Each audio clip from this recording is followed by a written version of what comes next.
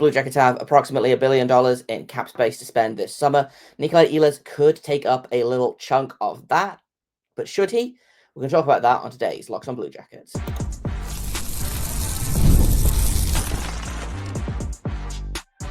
You're Locked on Blue Jackets, your daily podcast on the Columbus Blue Jackets, part of the Locked on Podcast Network, your team every day.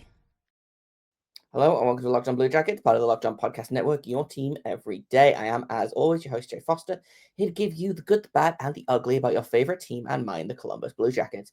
Before we think started, I want to thank everyone for making this your first listen of the day every single day. Locked on Blue Jackets is free and available on all podcast platforms and over on YouTube. I also have to let you know today's episode is brought to you by Monarch Money. Take control of your finances with Monarch Money and use code LOCKEDONNHL at monarchmoney.com for 50% off your first year.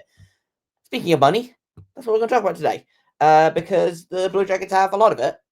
They're going to spend it somewhere. Who are they going to spend it on? I know a lot of people are excited about potentially Mitch Marner. A lot of people are excited about potentially Brock Besser. People are getting excited about a goalie. People are talking about, is Sam Bennett the guy to bring in?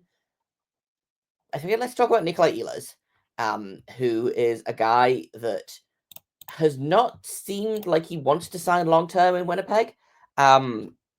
Of course, that might change based on the way that the playoffs are going right now. But he's due for a raise. The Jets don't have a ton of cap space. Blue Jackets do have a ton of cap space. And the Blue Jackets need a top six left winger, which that's what Nikolaj Ehlers is. So I figured we'd talk a little bit about Ehlers, the player, where he could fit into the Blue Jackets lineup, how much money he is potentially going to cost, and should the Blue Jackets kick the tires on this one?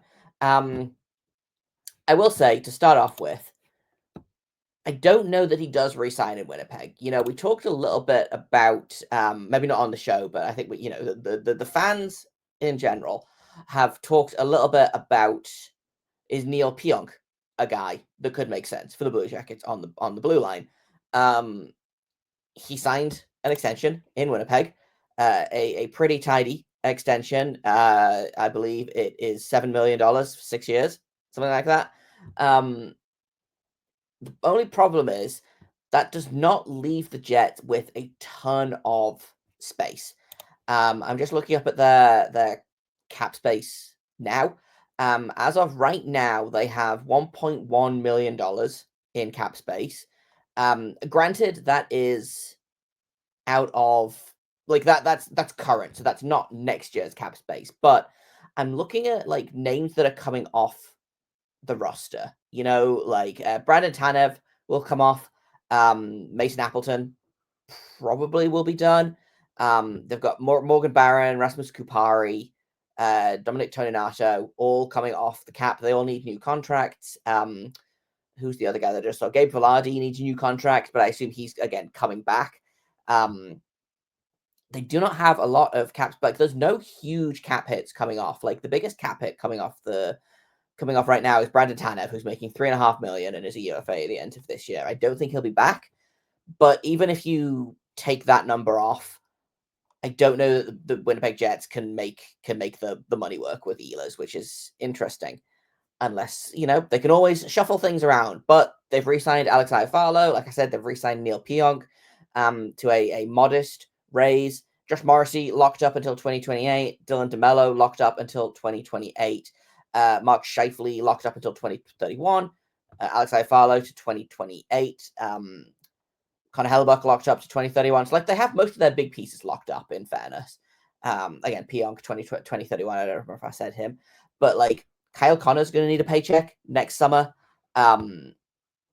So do they move on with Ehlers? And I feel like, and we've kind of speculated about this for a while, I feel like if Nikolaj Ehlers was going to stay in Winnipeg, he would have already signed that extension, right? Now, that doesn't necessarily mean that he's not going to sign an extension. We've seen it before, but I just get the feeling that he's not super interested in extending right now. Again, things could change. The Jets made it out of the first round of the playoffs. They are currently, I think, 2-1 up on the Dallas Stars after the time of recording this, but I believe they play in about 6 hours' time because of time zones. But if we assume that Nikolaj Ehlers is not staying in Winnipeg, this should be a guy that the Blue Jackets jump on, right? He's a former first-round pick, 9th overall for the Winnipeg Jets in 2014. He has 520 career points in 674 games, including 225 goals.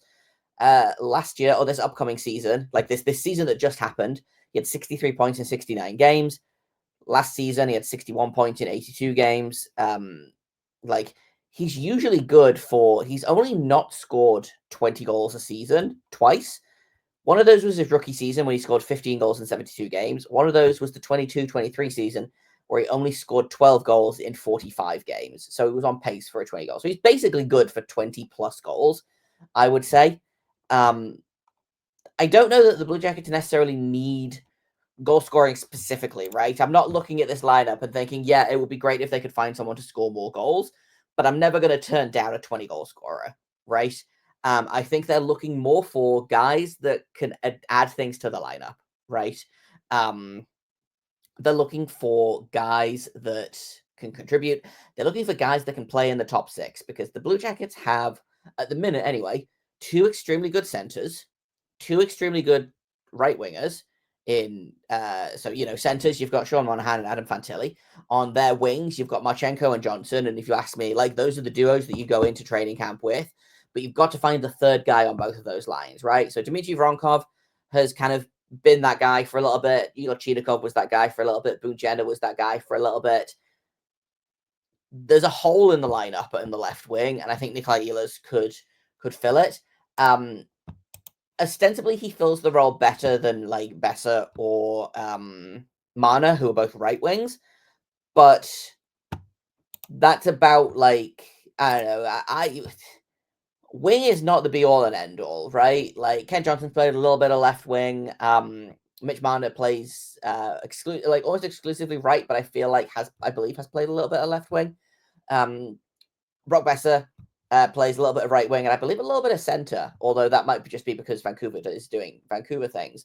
But Nikolaj Ehlers, extremely good player, very good goal scorer, is not going to move the needle in the way that, for example, Mitch Marner is going to, who's just come off a 100-point season, right? But with that 100-point season comes a 100-point season paycheck, right? And it comes down to, do you want to pay $14 million for Mitch Marner, or do you want to pay significantly less for someone like Nikolaj Ehlers, who, yes, is a little bit older, but I think fits into what the Blue Jackets are doing, which is, they are building out. And I think Ehlers is a team player. He's been very good in the limited playoff games that he's played this season. He's only played 4 games, but he's got 2 goals and 2 assists in that. Granted, he's only got 18 points in 41 playoff games, but I tend not to look at playoff performance as the be all and end all, right? Because people talk about Austin Matthews not being a playoff performer or Mitch Marner not being a playoff performer, blah, blah, blah. But I could 100% bet that they would still take either of those guys on their team any day of the week. And also, the Blue Jackets didn't make the playoffs this season. I don't know that they need to go out and get specifically playoff performers, right? I know a lot of people are talking about Sam Bennett as a playoff type guy. You got to get to the dance before someone asks you to dance, right? You got to get to the prom. I should have said that was confusing. But the point I'm making here is Nikolaj Ehlers is a guy that is going to help the Blue Jackets get to the playoffs and ostensibly help them out while he's there, right? I think he would be a good fit. I think he would fit into the systems as well. He's a pretty. Again, this is all mostly speculation on my part, but I feel like he's a pretty chill guy. You never see him kicking off at the media, for example, and I don't know whether this is just because he's like Danish and thus inherently chill, or if because he plays in Winnipeg and doesn't get a lot of media attention because it's Winnipeg and obviously, but feels like he would fit in Columbus. And I think what we'll talk about in a second here is where in the lineup does he play? But honestly, I think you could fit him in on either of the top 2 lines and be a pretty good piece. I have one line that I like better than the other. So we'll talk about that actually in just a second here on Locked On Blue Jackets.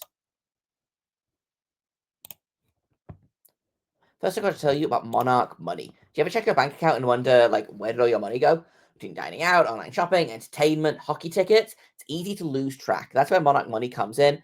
Your personal CFO gives you full visibility and control over your finances. And they're not just a budgeting app. It's a complete financial command center. You can track all of your accounts, investments, and spending in one place.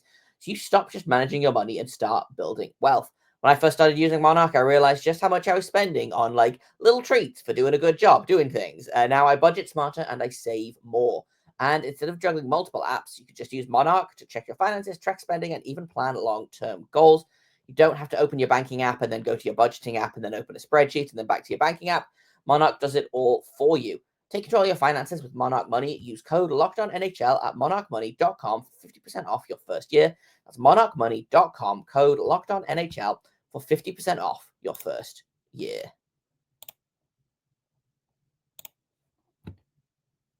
Welcome back to Locked On Blue Jackets. Let's talk a little bit about where Nikolaj Ehlers is going to play in the lineup. Because, like I said, there's two holes in the lineup. Like, ostensibly, there is a hole in the lineup. We're just not sure where it is, right? Because they need a top six winger. Maybe they go out and get two. You know, there is a world where they go out and they get Mitch Marner and then they go out and get Nikolaj Ehlers, right? Nikolaj Ehlers, I think, fits in on either line. But I do think that he fits much better with Adam Fantilli and Kent Johnson than he does with Sean Monahan and Kromachenko. And I say this because Nikolaj Ehlers is not primarily a scorer, but he is, again, 20 goals in, 10 of his 12 seasons? No, that's not the right math. 1, 2, 3, 4, 5, 6, 7, 8. 8 of his 10 seasons, there we go. He has scored 20 goals. He puts up assists as well, don't get me wrong. Again, he had 63 points this year, 24 goals, 39 assists. But if he can be he doesn't have to be solely the playmaker, right? I don't think he is solely a playmaker. And I think if you put him on that top line with Monahan and Marchenko, he becomes a playmaker. You know, Monahan is extremely good at beginning offense. Kromachenko is extremely good at finishing the offense. They just kind of need the guy in between. And, you know, Nikolaj Ehlers will rack up approximately 1 billion primary assists on that line. If you put him on the second line, though, with Adam Fantilli and Kent Johnson, now Kent Johnson, excellent playmaker. Adam Fantilli can score, but is also not, you know, if you can take some of the weight off of Adam Fantilli about being the scorer, I think you're going to get a better Fantilli, right? And I think if you put Ehlers on that line, ostensibly, you know, like that's 3 20-goal scorers on your line and potentially 2, maybe 3 30-goal scorers. I know it seems silly to say that Nikolaj Ehlers could be a 30-goal scorer, but he's come close before. He had 28 in the 21-22 season. He had 29 in the 2017-18 season. 24 this year, 25 last year. Like, he's gotten close. And I think if you put him on a line with guys like Fantilli and specifically Johnson, I think you could flirt with 30 goals if you are Nikolaj Ehlers. And then, you know, Adam Fantilli scored 30 goals this year. I think Kent Johnson has 30-goal potential in him. That's 90 goals from a single line, you know? And if you don't play him on the top line, which, you know, the Monahan line, for better or worse, is the top line right now, regardless of how you feel about that. Nikolaj Ehlers playing, like, a normal amount of ice time could be fun, right? I don't know what his career ice time is. Let me see if I can pull that up real quick. He averages, it doesn't tell me what he averages because the NHL.com is stupid. But my guess is he probably plays a little bit more than he should, which is like fine, but also if you can play him less, like, then why don't you? You know, if you can take a little bit of heat off, and this is kind of how I feel about many. I feel this way about like a lot of players. Is you play them too much. If you play them less, they will be better. I know that this is a wild concept, but Nikolaj Ehlers to me feels like the perfect 19-minute a night player. Hey, there we go. I found it. All franchises, Winnipeg Jets. He averages, or averaged this season anyway.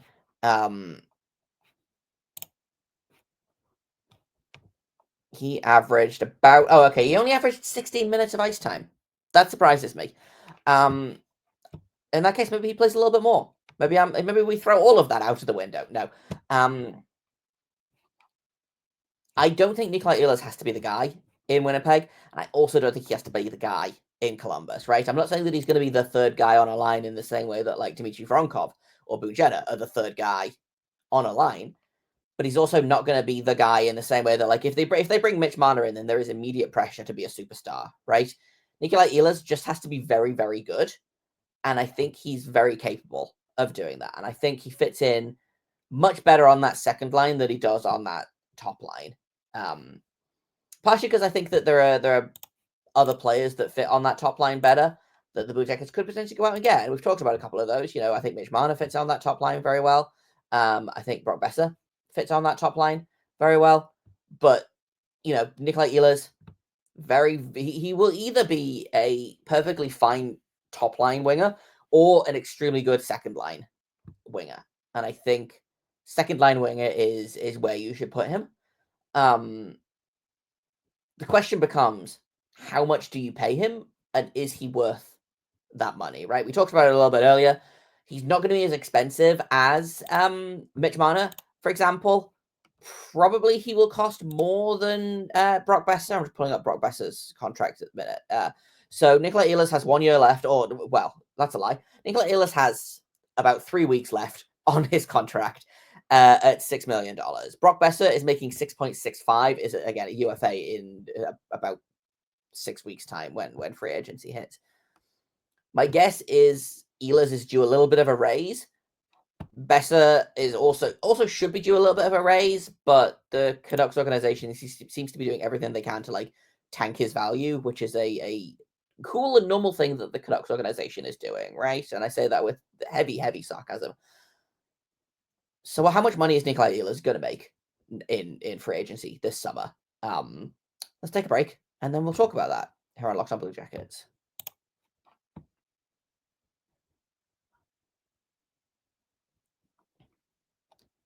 Welcome back to Locked On Blue Jackets. We're talking about Nikolaj Ehlers, who is currently making not that much money, considering he's due a raise. And I think he's earned it. I think, again, the Blue Jackets have not infinite cap space, but they do have a not insignificant number of cap space, right? They have, I believe, Puckpedia has them listed as they have $41.25 million in projected cap space next season. Now, we have to caveat that with the fact that Adam Fantilli, there we go, is going to need a new contract next summer. Dmitry Voronkov needs a new contract this summer. In 2 seasons' time, Cole Sillinger is going to need a new contract. Kromachenko is going to need a new contract in 3 seasons' time. Zach Werenski's contract, nope, that's not right. Where is it? There it is. Denton Matejchuk is going to need a new contract in 3 seasons' time. They're not urgently cap strapped, and for me, the Adam Fantilli is the big one, right? Is in 2 years' time, do you just go ahead and sign him to an 8x10 and be done with it, right? Do you need to keep the money for that? I'll be interested to see what Dmitry Voronkov's contract looks like, whether he gets a slightly more long-term one or whether he gets the, Chinakhov, Sillinger, Johnson, quote-unquote, bridge deal. But Blue Jackets, $41 million in cap space. Again, even if you keep $20 million of that for Voronkov, for Fantilli, etc., that's still $21 million of cap space. And again, they do have some holes to fill in the lineup. Luke Cunnin is off the books, Sean Corrali off the books, Christian Fischer off the books, Justin Danforth off the books. They might bring him back. Van Riemsdyk off the books. I hope they bring him back. LeBanc off the books. Provorov, Fabro, Harris, Jack Johnson, Neil Tarasov, all off the books. Some of those guys will probably be back. Some of them won't be. But even if the guys aren't back, they're going to have to fill those gaps, right? They can't just spend that $21 million on 2 players because right now, if I can go back to the cap projections, with that $41 million of space on the active roster, they only have 17 of 23 players signed, so they need that $41 million needs to go to 6 players. So even if, you spend some on depth guys, let's say you spend anywhere between $5 and $10 million on 4 depth guys, and you've got money left over to spend on those 2 guys, that gives you about 15 million. If we assume that, again, keeping 20 million back for when guys like Adam Fantilli need new contract, for, Dmitry Voronkov's contract, Ken Johnson's new contract, etc., etc., etc., right? I'm not going to keep running through the names. The Blue Jackets still have money to play with. So how much money is Nikolaj Ehlers worth? And is that money, for example, $7 million of Nikolaj Ehlers more cost-effective than $14 million of Mitch Marner? You're getting potentially 100 points in Mitch Marner. You're getting probably 60 to 70 points, maybe more from Nikolaj Ehlers. Nikolaj Ehlers, currently 29 years old. And Evolving Hockey does this really fun thing where they look at contracts that players have already signed. They basically just analyze what kind of contracts have been signed by players in similar positions, right? So players who have scored at roughly the same rate, have the same time, ice time, goals, assists, games played, like individual scoring chances, blocked shots, takeaways, etc., etc. They basically take all of that information and look at, okay, well, if Nikolaj Ehlers had all of this, then he matches with this contract that was signed and this contract that was signed and this contract that was signed, and they basically average it out. It's again, I know just enough about advanced stats to make me dangerous. I think this is very fun and clever. But they have basically said that Nikolaj Ehlers is probably going to get 7 years times 8.9 million. Now, not out of the realm of possibility that someone, potentially the Blue Jackets, throws some assets at Winnipeg to get that 8th year. I don't know that I do that because, again, Nikolaj Ehlers is 29. 7 years will take him to 36. I don't know that it's worth paying for that extra, his 35 to 36-year-old season, and pay, $9 million for that. But that's what they've said is the most likely. Now, he's only got a 40% chance of signing that contract, but is Nikolaj Ehlers worth $9 million essentially for the next 7 years? The cap is going up, which helps. But again, I think it comes down to, do you want $9 million worth of Nikolaj Ehlers, or do you want $14 million of Mitch Marner? And Mitch Marner probably won't get $14 million on the open market. He might. You never know. But I don't think Mitch Marner is going to become the highest paid player in NHL history, because I believe is that McKinnon at the minute? McKinnon or Draisaitl. I don't remember who signed their contract more recently. Leon Draisaitl. Okay, yeah, Leon Draisaitl is making $14 million. So when this extension kicks in, I believe he will be the highest paid player. Which Connor McDavid needs a new contract in a couple of seasons. That'll be interesting. I do not think that Mitch Marner is worth Leon Draisaitl money, right? So do you pay, again, let's throw some numbers out there. Do you pay $12 million for 7 years of Mitch Marner, or do you pay $9 million for 7 years of Nikolaj Ehlers? And assume that you're going to get roughly 3/4 the production of Mitch Marner, or potentially more, right? If you're banking on Mitch Marner having 100 points every season, then it's probably worth going and throwing the big money at Mitch Marner. If you think he's probably going to regress a little bit, then maybe Ehlers is the move, right? Like, again, I still think that Mitch Marner is far and away the best option, and he is absolutely the guy that I would throw the big money at. So just for clarity, Mitch Marner has 741 points in 657 career games. He had 102 points this season. Last season, 85 in 69 games. The season before that, 99 points in 80. The season before that, 97 in 72. Like, odds are pretty good that you're going to get 90 plus points, potentially 100 plus points out of Mitch Marner. If you think that you can get more than 75 points, or, let's split the difference, right? Can you get 70 points out of Nikolaj Ehlers? If you think you can, go for it. Honestly, the dream situation here is you get Mitch Marner for that top line for Monahan and Marchenko. Pay, 12, 13 million or whatever. Pay probably, 8 or 9 million for Nikolaj Ehlers. That's two players for, math. For what, 21-ish million?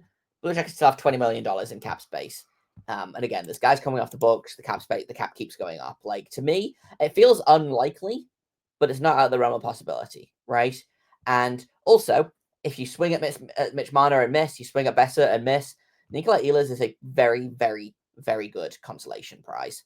And it's not someone that I considered him a little bit, but just assumed that he would resign in Winnipeg. And now the closer we get to free agency, the more, the less convinced I am that he signed in Winnipeg, just because I don't know that they have the money to make it work. And also, I feel like he probably would have extended by now if he was going to. So we'll see. We'll keep an eye on it. But I think Nikolaj Ehlers could be a fun ad for the Blue Jackets. I think you put him on a line with Fantilli and Johnson and you just watch them go. And that's kind of all I've got for today. Tomorrow, very excitingly, Jeff Svoboda is going to be on the show. At Jackets Insider on Twitter. He always comes on in the summer. We chat about just all kinds of things.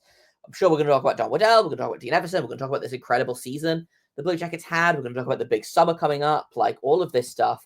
We're going to talk to Jeff about that from a Team Insider perspective tomorrow, which is exciting. And I'm really looking forward to it. Hopefully you guys are as well. Thank you for listening to this episode, making it your first listen of the day every single day. Locked On Blue Jackets continues to be free and available on all podcast platforms and over on YouTube. If you have comments, questions, criticisms, you can email me at lockedonbluejackets@gmail.com. Thank you once again for listening, and until tomorrow, make sure you stay locked on.